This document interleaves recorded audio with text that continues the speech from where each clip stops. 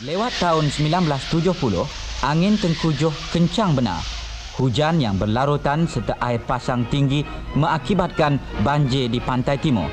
Landaan hebat mencetuskan air bah di hampir seluruh negara.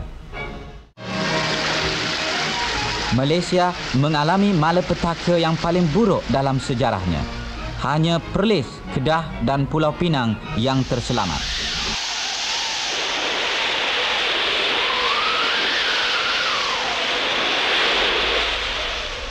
Hujan turun selepas Christmas dan terus mencurah ke tahun baru. Menjelang minggu pertama tahun 1971, Malaysia Barat lumpuh apabila perhubungan terputus. Air sungai kencang melimpah lantas menghanyutkan rumah-rumah, memusnahkan harta benda, merosakkan tanam-tanaman. Banyak jiwa melayang. 5 Januari, Kuala Lumpur terputus dari seluruh negara. Air bah naik di ibu kota dan sekitarnya. Beribu-ribu kehilangan rumah tangga. Ujar seorang tua, "Aku lahir di Kuala Lumpur, tapi belum pernah terlihat keadaan begini."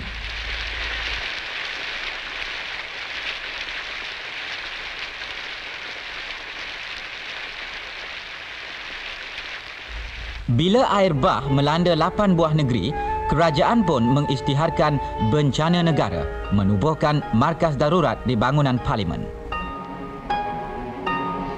Jawatan kuasa penyelarasan bekalan negara dipengerusikan oleh Perdana Menteri Tun Abdul Razak, terbentuk bagi menguruskan masalah banjir di seluruh negara. Ianya dianggotai oleh menteri-menteri kabinet, para pegawai tinggi kerajaan serta ketua-ketua semua cawangan angkatan bersenjata dan polis.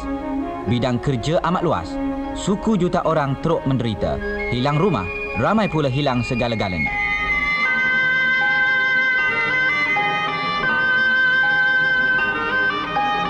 Perdana Menteri meluluskan segera 11 juta ringgit dari tabung pusat untuk bantuan.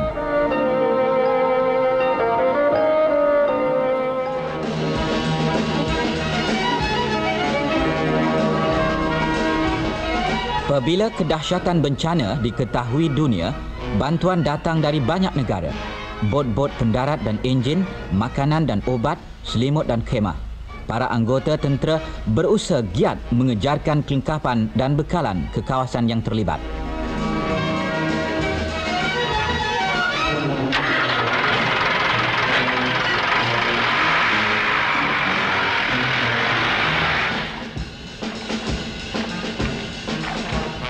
Dengan tibanya lebih banyak bot, pasukan polis hutan dan tentera merancakkan pemindahan rakyat yang tinggal di kawasan bahaya. Disediakan juga pengangkutan ikut air untuk gerakan pasukan perubatan dan para petugas kebajikan. Setibanya bekalan berat ikut laut, suatu gerakan penerbangan besar-besaran dilancarkan. Segenap tenaga dikerah. Semuanya diusahakan secepat mungkin.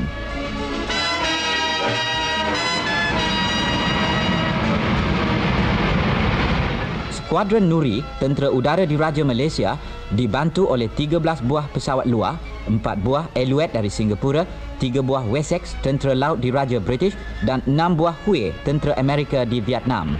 Semua helikopter berusaha terus-menerus menyampaikan bekalan ke kawasan-kawasan terpencil. Malaysia berterima kasih terhadap bantuan yang amat bermakna.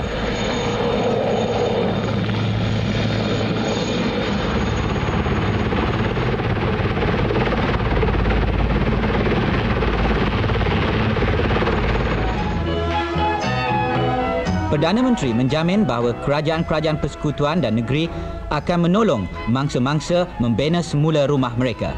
Satu jawatan kuasa akan dibentuk bagi menaksir kerosakan dan merangka pemulihan. Penyelarasan wujud di antara pihak tentera dan polis. Ketua Turus Angkatan Bersenjata Jeneral Tan Sri Ibrahim dan Ketua Polis Negara Tan Sri Muhammad Saleh diterangkan mengenai perkembangan baru. Beberapa kaedah tercipta bagi mengatasi keadaan. Di pusat-pusat bantuan di seluruh negara, tugas memberi makan kepada berpuluh-puluh ribu orang mangsa dijalankan oleh Jabatan Kebajikan, dibantu oleh badan-badan sukarela dan orang ramai. Ketika bencana, rakyat Malaysia dari segala bangsa berganding bahu turut membantu mereka yang malang. Muhibah dan perpaduan jelas ternyata.